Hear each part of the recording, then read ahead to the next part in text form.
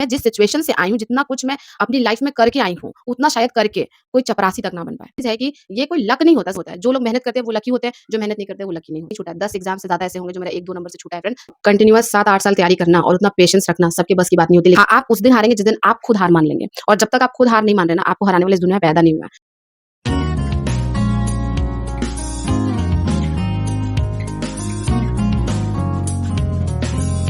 Friends, welcome back to my channel Stree world. और आज की वीडियो आपको बहुत ही ज़्यादा रिलेटेबल लगेगी क्योंकि आज के इस वीडियो को मैं एकदम अपने दिल से बना रही हूँ फ्रेंड्स। और आज मैं आपसे शायद जो बातें करूँगी उससे आप बहुत ज़्यादा रिलेट करने वाली हैं क्योंकि ये कहानी हर एक गवर्नमेंट जॉब एस्पिरेंट की है। स्पेशली जो भी गवर्नमेंट जॉब एस्पिरेंट होता है, मिडिल क्लास के जितने भी बच्चे होते हैं, उनका एक सपना होता है कि उनका कोई गवर्नमेंट जॉब लगे, वो किसी सरकारी पद पर हो। और सेम मेरा भी ऐसा ही सपना था फ्रेंड्स कि मैं कोई गवर्नमेंट जॉब हासिल करूँ क्योंकि मेरे से पहले आज तक मेरी फैमिली में किसी ने भी गवर्नमेंट जॉब नहीं लिया था। तो मेरे अंदर ये बहुत ज़्यादा क्यूरियोसिटी थी कि मुझे गवर्नमेंट जॉब करना है। और सबसे ज़्यादा ना फ्रेंड्स मेरे अंदर एक चीज़ थी कि गवर्नमेंट जॉब क्रैक करने के बाद फ़ील कैसा होता है, वो मुझे फ़ील करना था। तो मेरे कहानी की शुरुआत फ्रेंड्स होती है 2016 से। 2016 से मैंने गवर्नमेंट जॉब की तैयारी शुरू की और मुझे जॉब लेते-लेते फ्रेंड्स 2024 हो गए। और आप समझ सकते हैं कि 8 साल का गैप जो था, ये मतलब ईज़ी नहीं था मेरे लिए। ये 8 साल की जो जर्नी थी, ये मेरे लिए बहुत ज़्यादा टफ़ थी। और आप में से बहुत सारे लोग होंगे जिनको तैयारी करते-करते 5-6 साल हो गए होंगे। और फ्रेंड्स आपको पता है कि मतलब ये जो 8 साल थे ना, इसमें मैंने इतना कुछ झेला है, भगवान ने मुझे इतना तपाया है, इतना मजबूत बनाया है कि अब मुझे मेरी लाइफ़ में कोई भी सिचुएशन आती है ना, तो मुझे वो टफ़ नहीं लगता। मुझे लगता है कि जो मैं झेल कर आई हूँ ना, वो मैं आसानी से मतलब जो मैं झेल कर आई हूँ, ये सिचुएशन मेरे लिए बहुत ईज़ी है, इसको मैं आसानी से कॉन्कर कर लूँगी। तो फ्रेंड्स 2016 में मेरे गवर्नमेंट जॉब की प्रिपरेशन की जो जर्नी है वो शुरू होती है। और उस टाइम पे फ्रेंड 2016 में मैंने सबसे पहला फॉर्म जो भरा था वो एसबीआई पीओ का भरा था और मेरा उसका प्री फर्स्ट अटेम्प्ट में क्लियर हो गया था। तो उस टाइम पे मेरे अंदर बहुत ज़्यादा ओवर कॉन्फिडेंस था। मुझे ऐसा लगता था कि 1 साल में तो मैं जॉब ले लूँगी, 2 ज़्यादा से ज़्यादा मुझे 2 साल लगेंगे बट मैं जॉब ले लूँगी, है ना? क्योंकि जब भी मैं सिलेबस देखती थी ऐसे तो मुझे लगता था कि ये सारी चीज़ों को कभी न कभी मैंने 9th में, 10th में पढ़ा है, बस मुझे उस पर मेहनत करने की ज़रूरत है, उनका शॉर्टकट सीखने की ज़रूरत है, बार-बार रिविज़न करने की ज़रूरत है। बस मैं इतना ही समझती थी कि इतना मैं कर लूँगी तो मेरी जॉब लग जाएगी। और फ्रेंड्स क्योंकि मैं अपने कॉलेज में मतलब मैं एक बहुत ज़्यादा ब्राइट स्टूडेंट रही थी। कॉलेज में मैंने नॉर्मल केमिस्ट्री ऑनर्स से ग्रेजुएशन किया था वुमेन्स कॉलेज से। और 6 सेमेस्टर में से 4 सेमेस्टर में टॉपर रही थी। तो मुझे ऐसा लगता था ना कि मेरे लिए बहुत ईज़ी होगा। मतलब बाकी लड़कियों के कंपैरिज़न में मेरे अंदर ओवर कॉन्फिडेंस था कि मैं तो आसानी से कर लूँगी। लेकिन फ्रेंड्स जब जब मैंने एग्ज़ाम देना शुरू किया, तब मुझे समझ में आया कि आखिर गवर्नमेंट जॉब की असलियत क्या होती है। जब फर्स्ट टाइम मैंने एसबीआई पीओ का फॉर्म भरा था और जब मेरा निकल गया प्री, तो मेरे अंदर और कॉन्फिडेंस आ गया था कि नहीं, ये तो मेरा आसानी से क्रैक हो जाएगा, मैं आसानी से अचीव कर लूँगी, 1 साल में मेरी जॉब लग जाएगी। और फिर सिलसिला फ्रेंड्स शुरू होता है सिलेबस डाउनलोड करने का, कट ऑफ देखने का, प्री के क्वेश्चन डाउनलोड करने का, मेंस के क्वेश्चन डाउनलोड करने का। और ऐसे करते-करते फ्रेंड्स मेरे 4 से 5 साल गुज़र गए। और ये जो मेरे 4 से 5 साल थे, वो मेरी लाइफ़ के सबसे सबसे टफ साल थे। क्योंकि ये 4-5 साल मैं बता रही हूँ ना फ्रेंड्स, चैन से मैं एक रात भी नहीं सोई होंगी कि मैं चैन से एकदम टेंशन फ्री होके सो जाऊँ। क्योंकि क्योंकि मैं एक ब्राइट स्टूडेंट थी, तो अपने करियर को सेट करने का कांस्टेंट प्रेशर, बाहर वाले क्या देंगे, मैं खुद ही बहुत ज़्यादा प्रेशर लेती थी कि मुझे अपना करियर बनाना है, कैसे भी करके। क्योंकि मुझे पता था कि जिस सिचुएशन में आज हूँ, उस सिचुएशन को मेरी गवर्नमेंट जॉब ही बदल सकती है। और फ्रेंड्स हम सब सपने देखते हैं कि यस, जब हमारी जॉब लग जाएगी तो हमें 50,000 मंथली मिलेंगे, 40,000 मिलेंगे, तो उसके बाद हमारी लाइफ कुछ अलग होगी। तो इस तरह के सपने मैं भी देखती थी क्योंकि उस टाइम पे मेरे लिए 40,000 50,000 बहुत बड़ा अमाउंट था। क्योंकि 10th के बाद फ्रेंड्स मैं अपने एकेडमिक्स जो है वो ट्यूशन पढ़ा-पढ़ा कर मैंने अपना कंप्लीट किया है। मेरी हालत ऐसी थी फ्रेंड्स 2016 से लेके आपका ये 2019 तक, ये 3 साल का समय ऐसा था कि मैं सुबह कोचिंग जाती थी। और उस टाइम पे फ्रेंड्स जो ऑनलाइन स्टडी था वो उतना पॉपुलर नहीं था, वो कोविड में ज़्यादा पॉपुलर हुआ है। तो 2016, 17, 18 जो है मेरा ऐसे ही गया कि मैं सुबह कोचिंग जाती थी, फिर कोचिंग से वापस आती थी 12-1 बजे, फिर मुझे 3 बजे ट्यूशन पढ़ाना होता था। 3 बजे से रात के 9 बजे तक मैं ट्यूशन पढ़ाती थी और उसके बाद मैं तुरंत पढ़ने बैठ जाती थी, रात के 12 बजे तक पढ़ती थी, 1 बजे तक पढ़ती थी। तो सिचुएशन मतलब ऐसी हो गई थी कि मुझे आराम करने का टाइम नहीं मिल रहा था और अंदर से मुझे सैटिस्फैक्शन नहीं था कि जो मुझे पढ़ाया जा रहा कोचिंग में, वो मैं मतलब अच्छे से नहीं रिविज़न कर पाती थी। मैं अच्छे से उसको पढ़ नहीं पाती थी। मुझे लगता था कि मतलब मैं और क्वेश्चन्स बनाऊँ, पर मुझे टाइम ही नहीं मिलता था क्योंकि सब्जेक्ट बहुत ज़्यादा होते थे। Like maths, reasoning, GK, GS होता था, इंग्लिश होता था, तो सब्जेक्ट बहुत ज़्यादा थे और टाइम बहुत कम था। मेरा मेजर टाइम जो है वो ट्यूशन पढ़ाने में जाता था, वेस्ट होता था। वेस्ट मत कहिए, मतलब ट्यूशन पढ़ाना ही मतलब मेरी लाइफ़ की एक ऐसी चीज़ थी जिसकी वज़ह से मैंने अपना एकेडमिक्स कंप्लीट किया, मैं इतनी आगे बढ़ी। तो ट्यूशन पढ़ाना एक ऐसी चीज़ थी जिसको मैं छोड़ नहीं सकती थी, कॉम्प्रोमाइज़ नहीं कर सकती थी। और फ्रेंड्स, मतलब ऐसा लगता है कि ट्यूशन पढ़ाना बहुत ईज़ी है, नहीं। जब आप ट्यूशन पढ़ाएँगे, बहुत सारे लोग पढ़ाते भी होंगे, तो आपको पता चलेगा कि ट्यूशन पढ़ाना भी एक हेडेक ही है, क्योंकि उसमें ना बच्चों का सिलेबस कंप्लीट कराओ, उनका अच्छा परफ़ॉर्म होना चाहिए, मतलब उनको उनका रैंक आना चाहिए, फर्स्ट, सेकंड रैंक आना चाहिए, उनका परसेंटेज अच्छा आना चाहिए। और कभी-कभी तो मेरे साथ ऐसा होता था कि एक बच्चे को मैं बैठा के 3-3 4-4 घंटे संडे के दिन अपने घर में पढ़ा रही होती, क्योंकि उसका एग्ज़ाम हो रहा होता। तो मुझे कभी-कभी ऐसा फ़ील होता था कि अपने एग्ज़ाम से ज़्यादा प्रायोरिटी मुझे अपने स्टूडेंट्स के एग्ज़ाम को देनी पड़ती थी। जब जो बोर्ड्स के स्टूडेंट्स होते थे, उनको तो और ज़्यादा उनके ऊपर मेहनत करनी पड़ती थी। तो एक मैं मुझे ऐसा लगता था कि मैं एक ऐसे साइकिल में फँस गई हूँ, जहाँ से मैं वा निकल नहीं पा रही हूँ वापस। मतलब कोचिंग जाओ, फिर वहाँ से आओ, ट्यूशन पढ़ाओ, फिर कोचिंग जाओ, ट्यूशन पढ़ाओ। तो मेरा लाइफ़ जो है 4 साल, 3-4 साल ऐसे ही बीता। और उस टाइम पे फ्रेंड्स मैं इतना ज़्यादा मतलब डिमोटिवेट हो गई थी। स्टार्टिंग में मुझे कॉन्फिडेंस था कि मैं क्वालीफाई कर लूँगी, और उसके बाद धीरे-धीरे दौर आता है फ्रेंड्स डिमोटिवेशन का। मैं धीरे-धीरे मतलब डिमोटिवेट हो गई, फिर डिप्रेशन, और फिर एक टाइम ऐसा आया कि मैं अंदर से टूट गई। मुझे लग रहा था कि पता नहीं, मैं शायद गवर्नमेंट जॉब के लिए बनी ही नहीं हूँ। और फ्रेंड्स, इसके पीछे बहुत सारे रीज़न्स थे, और वो सारे रीज़न्स आज मैं आपको बताऊँगी कि क्यों मैं इतना पीछे रह गई, इतनी ज़्यादा मेहनत करने के बावजूद। मैं मेहनत बहुत करती थी, कोचिंग में इवन कभी टेस्ट भी होता था, तो मेरा र उस वहाँ वहाँ पे भी रैंक अच्छा आता था, लेकिन मैं एग्ज़ाम में अच्छा परफ़ॉर्म नहीं कर पाती थी।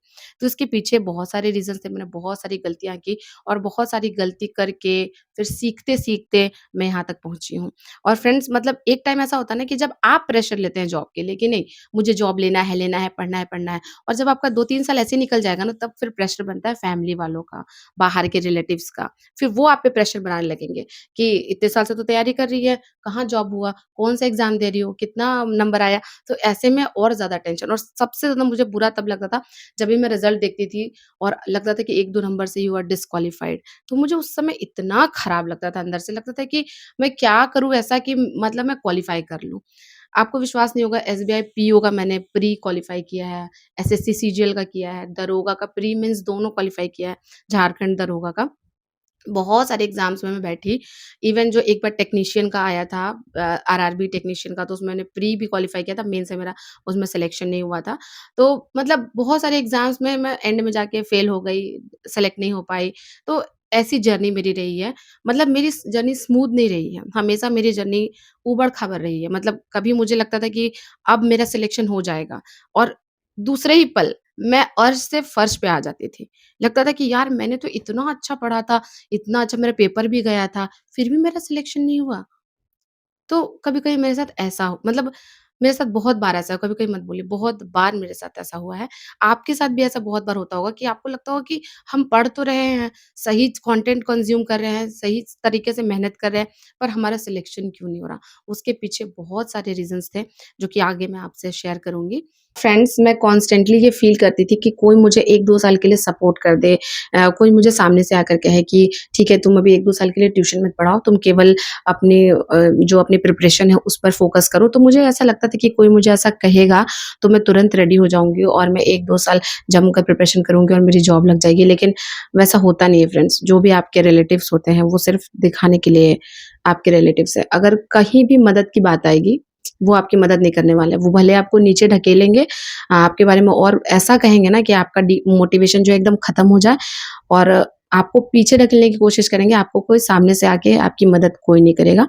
सेम मेरे साथ भी ऐसा हुआ था, क्योंकि मेरी एक फ्रेंड थी, जो कि लॉज में रहकर ऐसे पढ़ाई कर रही थी, तो मुझे उसको देखकर बहुत अच्छा लगता था कि यार, वो लोग स्टडी स्लॉट बनाकर पढ़ते हैं, ग्रुप स्टडी उस टाइम पे, क्योंकि ऑनलाइन ज़माना उतना नहीं था, तो लोग ग्रुप स्टडी बहुत ज़्यादा करते थे, और जब भी मेरी बात आती थी ग्रुप स्टडी की, तो मुझे हमेशा उनको यही कहना होता था कि मैं नहीं आ सकती, क्योंकि मुझे ट्यूशन पढ़ाना है। तो वो लोग भी एक टाइम पे मुझसे मतलब अ, बुरा मान गए थे कि ये तो हमेशा बस ट्यूशन करती रहती है। लेकिन जो जिस सिचुएशन में होता है, उसी को समझ में आता है कि वो किस सिचुएशन में है। तो अपनी सिचुएशन समझने वाली सिर्फ़ मैं अकेली थी। मैं अपनी सिचुएशन समझ पाती थी कि मैं क्यों ग्रुप स्टडी नहीं करती हूँ और क्यों मैं अकेले पढ़ती हूँ। तो ये सारी चीज़ें थी और कोई भी मुझे सामने से आकर किसी ने भी फ्रेंड्स ऐसे डायरेक्टली सपोर्ट नहीं किया है। हाँ, इनडायरेक्टली बहुत लोग आपको थोड़ा बहुत बोलने के लिए कर देंगे सपोर्ट बातों से, लेकिन अगर जहाँ भी पैसे की बात आएगी, मुझे अपनी लाइफ़ से इतना ही एक्सपीरियंस मिला है कि अगर पैसे की बात आएगी तो लोग आपका साथ नहीं देंगे, इवन आपके अगर वो क्लोज़ रिलेटिव ही क्यों ना हो। तो फ्रेंड्स इतना मतलब प्रेशर हो गया था मेरे अंदर कि फिर मुझे ऐसा लग रहा था कि मुझे कोई पॉज़ चाहिए कि नहीं अब मैं तैयारी नहीं कर पाऊँगी, ऐसा मेरे अंदर आ गया था। तो फ्रेंड्स पहले मैं आपको बताऊँगी कि मुझे इतना टाइम क्यों लग गया, अगर मैं सही से करती ट्यूशन पढ़ाते हुए प्रिपरेशन तो शायद मेरी जॉब लग जाती। क पर मुझे इतना टाइम क्यों लग गया वो मैं आपको बताती हूँ। सबसे पहले फ्रेंड्स मेरे ब्लड लाइन में किसी ने भी गवर्नमेंट जॉब की तैयारी नहीं की थी, ठीक है? तो उनको किसी को आइडिया ही नहीं था कि बैंकिंग क्या एग्ज़ाम है, एसएससी क्या है, पैटर्न दोनों का अलग होता है या नहीं होता है। तो मुझे सबसे पहले मैं सिलेक्टिव ही नहीं थी एग्ज़ाम के लिए कि मुझे किस एग्ज़ाम की तैयारी करनी है। तो मेरा ऐसा होता था कि अगर बैंकिंग की मैं तैयारी कर रही हूँ, अगर मुझे उसमें कोई सब्जेक्ट टफ़ लग रहा है, लाइक बैंकिंग में इंग्लिश बहुत टफ़ होता है। बैंकिंग का सारा ही सब्जेक्ट टफ है फ्रेंड्स, ऐसा तो मैं नहीं कहूँगी ईज़ी है, सारे ही सब्जेक्ट टफ है। तो उसमें तो उस टाइम पे मेरा दिमाग होता था कि अरे बैंकिंग का प्रिपरेशन तो बहुत टफ है, चलो एसएससी कर लेते हैं क्योंकि एसएससी के क्वेश्चन कंपैरेटिवली बैंकिंग से ईज़ी होते हैं, आज भी बस एसएससी का कट ऑफ आ ही जाता है, बैंकिंग का कट ऑफ कम जाता है। तो उस टाइम पे इतना दिमाग ही नहीं था मेरे पास कि कट ऑफ नाम की भी कोई चीज़ होती है कि चलो कट ऑफ बैंकिंग का कम जाता है, हार्ड है तो। तो कभी मैं मतलब मैं बैंकिंग एसएससी हमेशा स्विच होती रहती थी और अगर बीच में रेलवे आ गया, तो मैं रेलवे पर स्विच हो जाती थी। और अगर झारखंड दरोगा आ गया तो मैं उस पर हो जाती थी। तो मैं सोचती थी कि कोई भी मुझे ईज़ी एग्ज़ाम मिले। झारखंड दरोगा में मेरा दिमाग ये था कि इसमें मुझे केवल झारखंड में कम्पीट करना है। लेकिन बात वही है कि प्री मेंस क्वालीफाई करने के बाद भी रनिंग में मेरा हुआ नहीं। तो वही चीज़ है कि मैं कभी भी मैंने एक सिंगल टारगेट नहीं रखा कि मुझे सिर्फ़ बैंकिंग की करनी है या मुझे सिर्फ़ एसएससी की करनी है या सिर्फ़ रेलवेज़ या फिर स्टेट एग्ज़ाम्स जो होते हैं उसकी तैयारी करनी है। जो एग्ज़ाम जैसे आ रहा है कोई भी वैकेंसी आ जाती थी ना फ्रेंड्स तो मैं उसको भर देती थी, फिर उसके लिए पढ़ना शुरू कर देती थी। जैसे उसमें से एक एग्ज़ाम जेएसएससी सीजीएल है, जिसने कि मेरी मतलब जिसको देने में फ्रेंड्स मेरा लाइफ़ बर्बाद हो गया क्योंकि 2016 में उसकी वैकेंसी आई थी, उसको मैंने दिया था तो मेरा प्री उसमें क्वालीफाई हो गया था। फिर वो फॉर्म कैंसल हो गया, वो फॉर्म कैंसल होते-होते मेरी शादी हो गई 2022 में, उसके बाद 23-24 में उसका एग्ज़ाम हुआ अभी जाके। तो सोचिए कि कोई-कोई एग्ज़ाम ही ऐसा होता है ना कि जिसको आप फ़ोकस करके चाहेंगे भी पढ़ना ना, तो वो इतना लेट कर देगा, इतना लेट हो जाएगा कि आपको लगेगा कि मैंने इस एग्ज़ाम को सिलेक्ट ही क्यों किया। तो इसीलिए फ्रेंड्स जब भी आप अपना कोई टारगेट बना रहे हैं, कोई आपको गवर्नमेंट जॉब लेनी है, तो आप किसी एक एग्ज़ाम को फाइनल कीजिए कि मुझे सिर्फ़ इसी एग्ज़ाम की तैयारी करनी है। आप में से बहुत सारे ऐसे लोग होंगे जो कि बहुत सारे एग्ज़ाम्स की तैयारी करते होंगे, लेकिन ये सबसे बड़ी गलती हम यहीं पे करते हैं। हमें एक सिंगल एग्ज़ाम को टारगेट करना चाहिए, या तो बैंकिंग या तो एसएससी, क्योंकि एसएससी के भी 2-3 टाइप के एग्ज़ाम होते हैं, एमटीएस होता है, फिर आपका उसका सीएचएसएल होता है, सीजीएल होता है, फिर सिलेक्शन पोस्ट या कुछ ऐसे भी आता है। एक बैंकिंग में भी आपका आरआरबी पीओ और क्लर्क हो गया, फिर आपका एसबीआई पीओ क्लर्क हो गया, आईबीपीएस पीओ क्लर्क हो गया। तो बैंकिंग में भी बहुत सारे एग्ज़ाम्स होते हैं। अगर आप टीचिंग एग्ज़ाम की तैयारी कर रहे हैं तो उसमें भी केवीएस होता है, एनवीएस होता है, फिर स्टेट एग्ज़ाम्स होते हैं। तो टीचिंग में भी बहुत सारे एग्ज़ाम्स होते हैं। तो किसी एक एग्ज़ाम को तैयारी कीजिए, कभी भी मत सोचिए कि मैं सबकी तैयारी करूँगी। उसी में सबसे ज़्यादा कैंडिडेट का टाइम जो है वो खराब होता है। तो फ्रेंड्स मेरा 3 से 4 साल इसी में खराब हुआ और जब पढ़ते-पढ़ते मतलब मुझे ऐसा लगा कि अब मैं नहीं कर पाऊँगी, तब फिर मैंने सोचा कि मैं एक पॉज़ लेती हूँ और फ्रेंड्स मैंने वो तो कहिए भगवान की कृपा से मैंने झारखंड में जो बीएड का एग्ज़ाम होता है कॉम्पिटिटिव एग्ज़ाम जो उसको बोलते हैं झारखंड कंबाइंड, वो मैंने दे दिया था। नहीं तो पता है आपको उस दिन मेरा एसएससी का भी एग्ज़ाम था।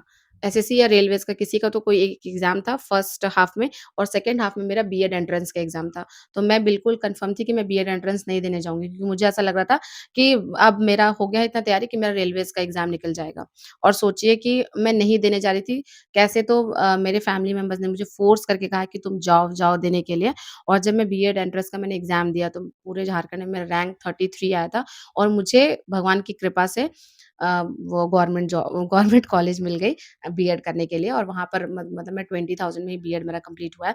तो अगर मेरा एकदम अंदर से कन्फर्म था कि अगर मुझे गवर्नमेंट कॉलेज नहीं मिलेगा बीएड के लिए तो मैं बीएड नहीं करूँगी। मैं सिर्फ़ गवर्नमेंट जॉब की ही तैयारी करते रह जाऊँगी, ठीक है? लेकिन भगवान की कृपा से मुझे गवर्नमेंट कॉलेज मिल गया तो फैमिली वालों ने प्रेशर बनाया कि अभी तुम्हें गवर्नमेंट कॉलेज मिल गया तो तुम कर लो बीएड। अच्छा देखिए, अब गवर्नमेंट कॉलेज बीएड में एडमिशन लेने के बाद ही मैंने गलती क्या की कि मैं बीएड को छोड़ रही थी। मैं हमारे कॉलेज में 90% अटेंडेंस मैंडेटरी था और मैं वहाँ पर 10-15 दिन में कॉलेज ही नहीं गई लगातार, क्योंकि मैं कर रही थी आरआरबी पीओ की तैयारी। और उस टाइम पे फ्रेंड्स मेरी तैयारी इतनी सॉलिड हो गई थी, इतनी सॉलिड कि मैं एग्ज़ाम देती तो क्वालीफाई भी कर जाती और हुआ भी ऐसा ही। 2021 में मैंने आरआरबी पीओ का मतलब आरआरबी पीओ का प्री तो पहले ही हो गया था, बट कोविड की वजह से रिज़ल्ट जो है वो डिले हुआ और 2021 में आया। उस टाइम पे मैंने आरआरबी पीओ का प्री भी क्वालीफाई कर लिया था। लेकिन क्योंकि मैं 2019 में मैंने बीएड में एडमिशन ले लिया था, तो फिर मैंने पढ़ना छोड़ दिया उसके लिए, तो फिर मैं मेंस का एग्ज़ाम देने नहीं गई, क्योंकि मैंने फ़ोकस किया कि अब मैं टीचिंग एग्ज़ाम पे ही रहूँगी और टीचिंग की ही तैयारी करूँगी। क्योंकि मैं फिर बीएड भी साथ में कर रही थी, तो फिर मैंने अपना माइंड बना लिया था कि नहीं, अब मुझे सिर्फ़ टीचिंग एग्ज़ाम्स पर ही फ़ोकस करना है। तो फिर मैंने अपना फ़ोकस बनाया फ्रेंड्स टीचिंग एग्ज़ाम्स को, और टीचिंग एग्ज़ाम्स में थोड़ा-सा मुझे एक्सपीरियंस भी हो गया था, क्योंकि मैंने बहुत सारे एग्ज़ाम्स दिए थे, तो मेरा बहुत सारा सब्जेक्ट कंप्लीट भी हो गया था। तो मुझे ऐसा लग रहा था कि टीचिंग एग्ज़ाम के लिए मुझे केवल जो पेडागोजी है, ये सबको प्रिपेयर करना, बाकी मेरा इंग्लिश, जीके, मैथ्स ये सब प्रिपेयर लगभग-लगभग हो ही गया था। तो मैंने फ़ोकस किया कि अब मैं सिर्फ़ टीचिंग एग्ज़ाम की तैयारी करूँगी। तो ये पहली चीज़। दूसरी चीज़ फ्रेंड्स होती है कंसिस्टेंसी। कंसिस्टेंसी को हम अक्सर ना फ्रेंड्स बहुत मिसअंडरस्टूड करते हैं। हमें लगता है कि कंसिस्टेंसी का मतलब है कि हर दिन 10 घंटे पढ़ना और 1 साल तक 10 घंटे पढ़ना। पर हम ये भूल जाते हैं कि हम इंसान हैं, हम रोबोट नहीं है। इंसान का जो नेचर होता है फ्रेंड्स, वो ऐसा होता है कि आज हमारे अंदर मोटिवेशन हाई है, तो हम सोचेंगे कि हम रूटीन बना लेंगे, सब कर लेंगे, हमें 10 घंटा पढ़ना है। लेकिन हम ये नहीं समझते कि हमारा मूड जो है वो सिचुएशन पे डिपेंडेंट होता है। हमारा दिमाग जो है वो सिचुएशन पे डिपेंडेंट होता है। अगर आपके सामने का सिचुएशन बहुत अच्छा है, तो आप जॉली माइंडेड रहेंगे, आपको पढ़ने का ही मन करेगा। लेकिन अगर आपका किसी से लड़ाई हो गया या फिर कोई ऐसी सिचुएशन आ गई जिससे आपका मूड ऑफ हो गया, तो सबसे पहले दिमाग मेहनत का काम छोड़ देता है। तो सबसे पहले हम पढ़ाई ही छोड़ते हैं उस टाइम पे। तो अक्सर हम सोचते हैं कि कंसिस्टेंसी मेंटेन करनी है, और अगर हम एक दिन 10 घंटे पढ़ लिए और अगले दिन हम 1 घंटे भी नहीं पढ़ पाते हैं, तो हम ये सोचने लग जाते हैं कि हमारी कंसिस्टेंसी तो ब्रेक हो गई। और फिर अपने आप को ही मतलब हम कोसने लगते हैं और हमारा दिमाग मानने लगता है कहीं न कहीं कि हम लूज़र हैं, हम कंसिस्टेंसी मेंटेन नहीं कर सकते। लेकिन कंसिस्टेंसी का मतलब ये होता है फ्रेंड्स कि अगर आपका वो कोई दिन अच्छा है, तो आप उसको बेस्ट बनाइए। लाइक अगर आपका आज का दिन ऐसा है कि आप 8 घंटे बिना टेंशन के पढ़ सकते हैं, तो उसको बेस्ट बनाइए, उसको 10 घंटे कीजिए। और अगर आपका कोई दिन खराब है, मतलब ऐसा दिन है कि आप 1 घंटे भी नहीं पढ़ सकती हैं, तो उसको बेटर बनाने की कोशिश कीजिए। उसको बिल्कुल वर्स्ट मत बनाइए कि हाँ ठीक है, आज मैं 1 घंटे भी नहीं पढ़ सकती, लेकिन कम से कम मैं 1 घंटे, डेढ़ घंटे, 2 घंटे ज़रूर पढ़ूँगी। क्योंकि करियर भी मेरे लिए उतना ही इम्पोर्टेंट है, जितना इम्पोर्टेंट मेरा मूड है। तो इस चीज़ को जब से मैंने अपनाया, तब समझिए मेरी कंसिस्टेंसी ब्रेक नहीं हुई। किसी दिन 6 घंटे, किसी दिन 10 घंटे, किसी दिन 8 घंटे, किसी दिन 2 घंटे भी। लेकिन कभी भी मुझे ऐसा फ़ील नहीं हुआ कि मैंने पढ़ाई नहीं की है। तो ये कंसिस्टेंसी ऐसी होती है। तीसरी चीज़ है फ्रेंड्स ज़िद, हमारे अंदर ज़िद होनी चाहिए। जैसे कि मैंने बीएड किया 2021 तक मेरा बीएड जो है वो कंप्लीट हुआ, 2022 में मेरी शादी हो गई। अब किसी भी लड़की के लिए सबसे हार्ड काम यही है फ्रेंड्स कि शादी के बाद खुद को खड़ा करना फिर से, क्योंकि शादी का जो प्रिपरेशन टाइम होता है, शादी होती है, उसके बाद जो हमारी फीलिंग्स होती है, हमारे इमोशंस होते हैं, हमारा पढ़ाई में उसके बाद दिमाग नहीं लगता, ये सच बात है। तो उसके बाद अपने आप को भी मोटिवेट रखना कि नहीं, मुझे ये चीज़ करना है, मुझे कोई ना कोई जॉब लेनी है। अगर मैं टीचिंग एग्ज़ाम की तैयारी कर रही हूँ, तो मुझे अ, उस चीज़ को हासिल करना है, और ये ज़िद सबसे ज़्यादा इम्पोर्टेंट होती है फ्रेंड्स, क्योंकि यही चीज़ है ना फ्रेंड्स जो आपको आगे बढ़ने में आपका साथ देती है। क्योंकि पता है फ्रेंड्स, जब तैयारी करते-करते ऐसे टाइम हो जाता है ना, 5, 6, 7, 8 साल हो जाते हैं, तो आपको लोग कहेंगे कि मतलब बता रही हूँ मैं, मुझे जैसे कमेंट मिलते थे कि बुड्ढी हो गई है, पढ़ते ही रहेगी क्या? देखते हैं पढ़ते रहेगी, जॉब होगा क्या इसका? नहीं होगा, शादी के बाद किसकी नौकरी लगती है? हमने तो नहीं देखा किसी की नौकरी लगेगी। लेकिन आपके अंदर ये ज़िद होना चाहिए, खुद पर आपको अटूट भरोसा होना चाहिए कि नहीं, मैं कर सकती हूँ। ये ज़िद आपके अंदर होनी चाहिए। और मुझे भी फ्रेंड्स बहुत, जब मैं व्लॉग भी बनाती थी ना, मैं ऐसा नहीं है कि मैं जॉब के बाद व्लॉग बनाई, मैं जॉब से पहले व्लॉग्स बनाती थी। तो उस टाइम पे जब मैं पढ़ती थी, तो उस समय भी मुझे लोग कमेंट में आके बोल देते थे। एक एक बंदा तो ऐसा था, उसका नाम भी मुझे याद है, अभिषेक नाम था उसका। वो कहता कि लिख कर दे रहा हूँ, तुम्हारी नौकरी नहीं लगेगी। सोचिए, किसी के बारे में इतनी गारंटी के साथ बोलना, सोचिए कि कितना लोग आपको ऐसी बात बोल देंगे ना कि आपको अपने ऊपर डाउट होने लग जाएगा कि यार सच में ये लोग भी तो बोल रहे हैं, तो अपने एक्सपीरियंस से ही बोल रहे होंगे। और बहुत सारे लोग मुझे बोलते थे कि पढ़ती तो ऐसे है जैसे लगता है कि कलेक्टर की तैयारी कर रही है, आईएएस की तैयारी कर रही है, पढ़ती तो ऐसे, इतना पढ़ोगी दीदी तो आईएएस बन जाओगी। लेकिन फ्रेंड्स, मुझे पता है कि मैं जिस सिचुएशन से आई हूँ, जितना कुछ मैं अपनी लाइफ में करके आई हूँ, उतना शायद करके कोई चपरासी तक ना बन पाए। और मैं टीचर बनी हूँ और मुझे इस चीज़ पर बहुत प्राउड फ़ील होता है, क्योंकि मुझे ऐसा लगता है कि जो मैंने अचीव किया ना, उस चीज़ को अचीव करने के लिए अभी कितनी सारी मैरिड लड़कियाँ हैं जो वो तरस रही हैं, कि उनको भी अपॉर्च्युनिटी मिले, वो भी इतनी मेहनत कर पाएँ। तो मुझे ऐसे लोगों से बहुत ज़्यादा कभी-कभी गुस्सा भी आता है और कभी-कभी मैं एट द सेम टाइम ये भी सोचती हूँ कि उनकी सोच कितनी छोटी होगी, कि वो मेरे बारे में बिना जाने कितना कुछ कह जा रहे हैं। तो फ्रेंड्स इस चीज़ मतलब ऐसे कमेंट्स जब मुझे आते थे, तो मैं भी डिमोटिवेट हो जाती थी। तो फ्रेंड्स आपको ज़िद्दी बनना पड़ेगा, क्योंकि सपने आपके हैं ना, तो ज़िद्दी भी आपको बनना पड़ेगा। क्योंकि मैं तो शुरू से ही ज़िद्दी थी समझिए। 10th के बाद से मैंने अपने एकेडमिक्स के लिए, पढ़ाई के लिए, अपने कपड़े के लिए, फ़ोन के लिए, स्कूटी खरीदने के लिए मैंने कोई भी पैसे अपने घर से नहीं लिए। सारा ट्यूशन से मैंने मैनेज किया और मुझे इस चीज़ का बहुत ज़्यादा गर्व है कि मैं जो बनी हूँ ना, अपने बलबूते पर बनी हूँ। मैंने अपने मम्मी-पापा को कभी भी उतना परेशान नहीं किया कि आप मेरे ऊपर खर्च करो, मेरी ये डिमांड पूरी करो, ये करो। मैंने कभी भी नहीं किया ऐसा। भले ही मुझे थोड़ा टाइम लग गया जॉब लेने में उसकी वजह से, लेकिन तब भी मैं अपने ऊपर प्राउड फ़ील करती हूँ। तो आपको भी फ्रेंड्स ज़िद्दी बनना पड़ेगा कि नहीं, अगर आपके सपने हैं, तो उसको आपको ही पूरा करना है, आपको ही स्ट्रॉन्ग बनना है। कोई दूसरा दूसरा तो आपको स्ट्रॉन्ग बना ही नहीं पाएगा फ्रेंड्स। क्योंकि वो दूसरा इंसान क्या होता है ना कि वो आपको देखकर अंदर से मतलब पता है, वो आपके सामने पॉज़िटिव बातें करेगा, ठीक है? लेकिन अंदर ही अंदर उसको ऐसा लगेगा कि काश ये ना कुछ अचीव करे। मैंने ऐसे लोगों को बहुत सामने से देखा है कि वो आपके सामने बोलेगा हाँ, हाँ, पढ़िए, पढ़िए बहुत अच्छी बात है। लेकिन एट द सेम टाइम वो आपके ऊपर हँस कर चला जाएगा। तो ऐसे लोग होते हैं दुनिया में, मैंने एक्सपीरियंस किया है। तो ऐसे लोगों को इग्नोर करके ज़िद्दी बनिए। अब चौथी चीज़ फ्रेंड्स क्या है कि आपको कंटिन्यूअस पढ़ते रहना होगा। अपॉर्च्युनिटी जो है ना फ्रेंड्स, वो आपको बता कर नहीं आएगी कि आज वैकेंसी आ रही है, तो मैं आज वैकेंसी आ रही है, मैं अभी से 6 महीने पढ़ लूँगी, मेरी जॉब लग जाएगी। ऐसा कभी नहीं होता, किसी भी एग्ज़ाम के केस में नहीं होता है, ठीक है? बहुत बार तो ऐसा होता है कि वैकेंसी भी आ जाती है, एग्ज़ाम भी हो जाता है, जैसे एईडीओ का देखिए, बहुत सारे लोगों ने अच्छे से प्रिपेयर किया होगा, उनका पेपर अच्छा गया होगा, लेकिन अब वो एग्ज़ाम कैंसल हो रहा है। फ्रेंड्स आपको अपनी तैयारी पूरी रखनी होगी, चाहे कोई भी एग्ज़ाम हो, टीचिंग एग्ज़ाम हो, बैंकिंग हो, एसएससी हो, रेलवेज़ हो। अब रेलवे की वैकेंसी जो हर 5 साल, 4 साल, 3 साल ऐसे करके थोड़े गैप्स पर आती है। अब बैंकिंग की वैकेंसी क्या है, तो किसी साल बैंकिंग में बहुत ज़्यादा वैकेंसी आती है। 30,000 32,000 पूरा मिला के मैं बता रही हूँ, और कभी-कभी ऐसा होता है कि एसबीआई पीओ की वैकेंसी मात्र आती है 1,000 ऑल ओवर इंडिया में। तो अपॉर्च्युनिटी जो है वो कभी भी बता कर नहीं आएगी आपको। आपको रेडी रहना है पहले से। अपने सब्जेक्ट्स कंप्लीट रखने हैं, अच्छे से पढ़ कर रखना है, ताकि कभी भी कोई अपॉर्च्युनिटी आपके सामने आए, आप उसको फट से जाएँ और ग्रैब कर लें। तो विनर और लूज़र का एटीट्यूड यही होता है फ्रेंड्स कि विनर्स जो होते हैं वो हमेशा अपनी तैयारी कंप्लीट रखते हैं, और कोई छोटी-सी भी अपॉर्च्युनिटी आती है जिसमें थोड़ा कम सीट भी होता है, लाइक 100 सीट भी है, तो आपको ये कॉन्फिडेंस रहेगा कि मेरी तो तैयारी बहुत अच्छी है, तो मैं ये 100 सीट पर भी अपना क्वालीफाई कर लूँगी। और वही जो लूज़र्स होते हैं उनको ये लगता है कि 100 सीट में क्या ही मेरा सिलेक्शन होगा। तो विनर्स और लूज़र्स का मेंटालिटी का डिफरेंस यही होता है, और विनर बनने के लिए आपको अपनी तैयारी पूरी रखनी होगी। जैसे जब मैंने आप मेरा पहला व्लॉग जाकर देखिए। जब मैंने फर्स्ट व्लॉग बनाया था, जब मैं पढ़ाई करती थी, मुझे नहीं पता था कि बिहार में वैकेंसी आ जाएगी। मुझे क्या पता था कि 2023 में वैकेंसी आने, वो भी इतनी वैकेंसी आने वाली। नीतीश कुमार ने मुझे बताया थोड़ी था। मैं अपनी तैयारी करते रहती थी, डी ट्रिपल एसबी की करती थी, बीच में मैंने केवीएस का भी एग्ज़ाम दिया, उसमें भी मैंने बहुत अच्छा स्कोर किया। और उसके बाद फिर पता चला कि अच्छा बिहार में वैकेंसी आने वाली है, और फिर वैकेंसी आई, मेरा फर्स्ट अटेम्प्ट में सिलेक्शन हो गया। एस्टेट मैंने दिया, उसमें मैंने अच्छा क्वालीफाई किया, टीआरई 2 भी क्वालीफाई किया, टीआरई 3 भी क्वालीफाई किया, 9-10 दोनों बार मैंने क्वालीफाई किया।